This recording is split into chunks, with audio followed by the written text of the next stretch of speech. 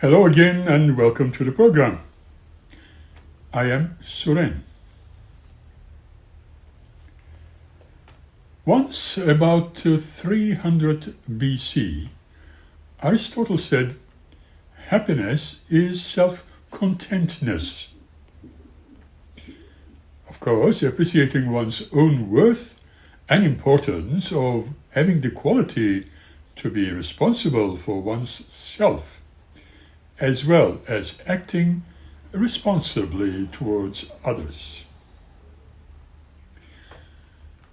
As I have been told so often, the self-esteem is a social vaccine against undesirable teenage trends, suicidal tendencies and pregnancies, domestic violence, drug or alcohol addictions, child abuse, destroying oneself and others. I do not think that people who belong to some cults, including Jehovah's Witnesses, would like to hear it.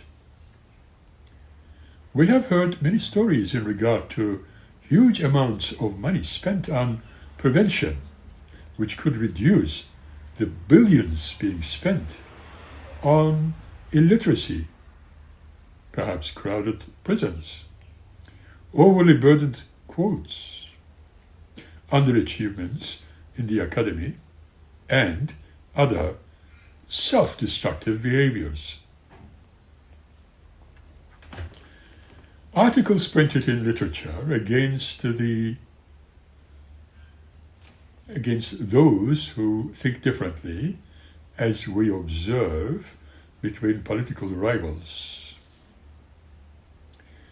We may also discover self-esteem related but abusive jokes in talk shows, on television or radio.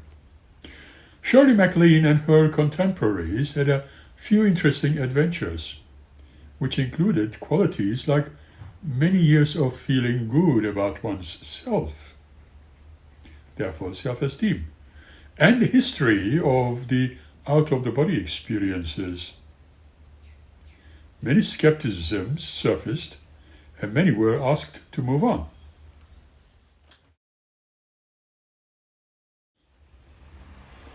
There are several misconceptions about the subject, especially of self-esteem, as it is mainly created by the media's ridicule. However, the stories need to be well studied to fully comprehend what was meant to be behind them. The groups of people who supported some of the leaders in education, civil rights movements, etc., should be considered, including sex discrimination, domestic violence, welfare, alcohol abuse, religion, gay and lesbian rights, and the social services. We also discovered that they were assembled in groups and commissioned to do expert studies and scheduling statewide public hearings to discover self-esteem being the root cause in any of the major areas, such as with crime and violence, alcohol abuse, drug abuse, teenage pregnancies, child and spousal abuse, welfare dependencies, and failing in school issues.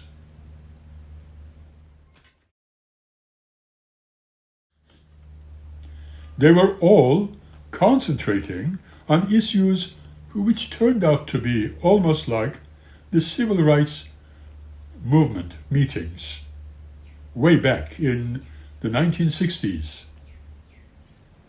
However, the expert studies showed and documented a primary causal factor in each of the areas of targeted social ills. Information provided of these matters specifically created requests for more information from experts, as well as in many other countries, which were not completely presented, have been considered. In the final stages of these observations, a few sample programs and policies were also considered for replication.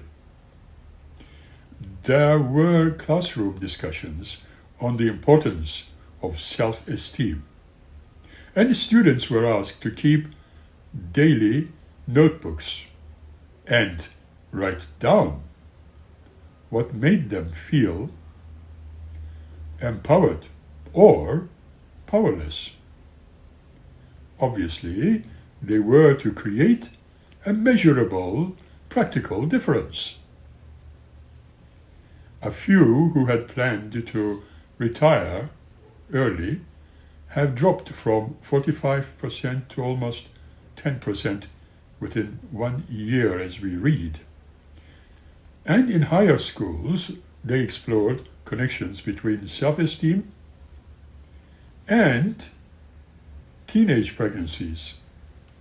The numbers fell over 3 years, from 150 to 20 only. For instance, in USA alone, some lawmakers have been very skeptical about what self-esteem had sounded like, suspecting in the title of a government commission that they agreed to only after the subjects of personal and social responsibility had been added into their work. Probably by enacting in a new legislation, they were empowering each of their counties to create a local task force. Eventually, as it's finally reported, it was met with more media coverage, where members were heavily criticized. Its philosophy, mainly for failing to recognize the everlasting God as the origin of all human worth. This has, of course, passed its work after its mandate expired, but for the majority, depending on public sources for information and ideas, its lessons were largely lost. Even self-esteem was nowhere to be found. And human resources development seemed to distance the center of power from the individual and put it in the hands of so-called authorities.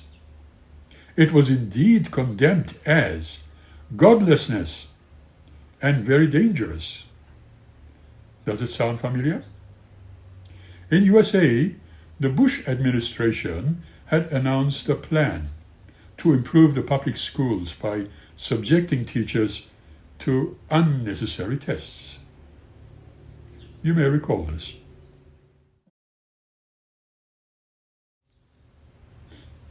If only outside authority was serious enough, then any inner experience would remain very free, as far as we are concerned, and we would then probably feel more comfortable with the concept of self-esteem. Just dwell on that for a while. Everyone seemed to have a word for it. I think of different countries and different languages spoken, but however different the words, their meaning remains just the same. In the Oxford English Dictionary, definition of it is favorable appreciation and opinion of oneself. And it uses the words like self-esteem from the 1600s. Some of the North American dictionaries shorten its meaning to a belief in oneself or self-respect. There are also words like self-reliance, self-consequence, poise, confidence, assurance, pride, or self-sufficiency. Tracing the English word even further back, we do find very unfamiliar spellings, such as silfe, self-esteem, and etsme. In 1657, a mystical theologian declared that self-esteem, self-judgment, and self-will to be the three requisites of real independence. In the ancient Greek language, lotriosis, self-alienation, was the greatest evil in their philosophy, and okoiosis, self-love, self-acceptance, or self-contacting contentness was the greatest goal. Plato called it rational self-love, which was crucial to the progress of mind and civilizations, because it alone required, and then to be concerned for his own future condition. I too startled with equated self-contained is taintedness with happiness. For him, the realization of one's own specific nature was the ultimate good. Greece, before the birth of Christ, the word oikoiosis was considered as the root of almost everything positive. The Stoics added another circle to this progression, love of nature, and so self-love was the keystone of their belief, that unity with nature was a greater good than obeying the social convention. Self-alienation was seen as destructive far beyond boundaries of the individual's self, which prevented one from honoring the nature. 2,500 years before the birth of Christ, it was believed to be the first formal book. A priest, a philosopher named Ptahhotep of Egypt, who was a sage and the prime minister of the country. And for him, wisdom was of greater importance. Follow your heart. Idea conceived was that self-knowledge was God knowledge, and that the self was a microcosm of the universe, and that knowing the self was the human's individual way of knowing the mind of God. It was as central of the origins of Hinduism and Buddhism, Sufism, and many other religions. Self-realization thus became a goal. For Upanishads, it is considered a codified wisdom of the Vedic kind. In India, from 2500 to 600 BC, there is one central text from which all else derives. Tattvamasi, that art thou, a statement that is often being interpreted, the truth is with us, instead of creating a hierarchy in which humans were placed above nature, and sort of knowledge included teaching the described as a circle, starting at any point could complete the whole.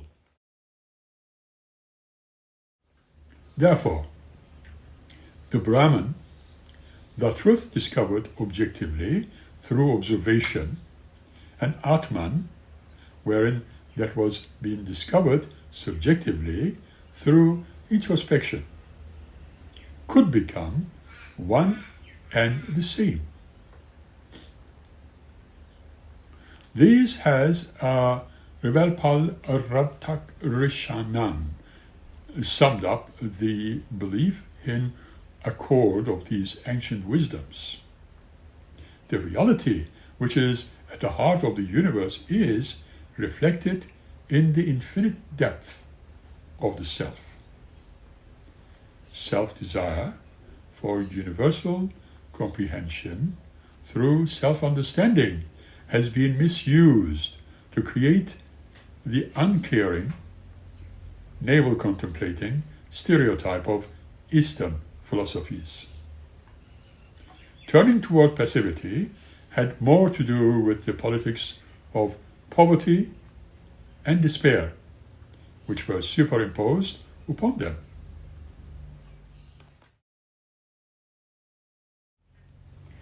Even in other countries, religion, psychoanalysis, and self-help theories have been utilized just to justify passivity and shrine external injustices. In many ways, biological determinism is a simpler and more passivity-producing theory than Eastern ideas of present life in the context of past existence and the powers of the universe. The older the teachings, the more it presents self, wisdom, and self-honor as the source of strength, as well as rebellion and, kind of democracy. Wonders seen with all living things and the universe itself. Let us call this concept circularity, and wonders that preceded patriarchy, caste systems, racism, and other hierarchies, that self-esteem is likely to create obedience to external authority by making the belief weaker in humans' natural and internal wisdom. Evolution from within, if you like it, just as it was said. When we realize the universal self in us, which of course asks the most definite, when and what may anybody fear or worship? Question mark. A Native American saying goes like this: tell me and I will forget. Show me and I may not remember. Involve me and I will understand. With that, I shall leave this session for a moment, and we shall meet again by the next episode to continue with our rather impressive and interesting subjects. Smile and be happy. Thank you.